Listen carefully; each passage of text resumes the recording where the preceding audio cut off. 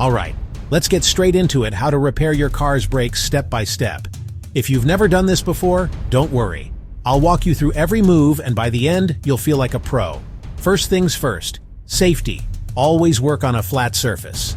Gloves, safety goggles. Grab your jack. Lift the car at the recommended jacking point. Check your manual if you're not sure. Slide jack stands underneath for extra security. Never rely on just the jack. Grab your lug wrench. Loosen the lug nuts. Pull the tire off. Now you're staring right at the brake assembly. Next up, the caliper. You'll see it hugging the brake rotor. Take a socket wrench. Remove the caliper bolts. Carefully slide the caliper off. Support it with a bungee cord or with some wire. Don't let it dangle by the brake hose.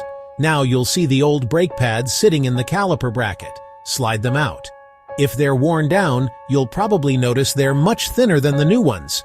Take a quick peek at the rotor. If it's scored or grooved, you might want to replace or resurface it. Use a C-clamp or a brake piston tool to gently push the caliper piston back into its housing. Now pop the new brake pads into place. They should fit snugly in the bracket. Slide the caliper back over the new pads and bolt it down tight.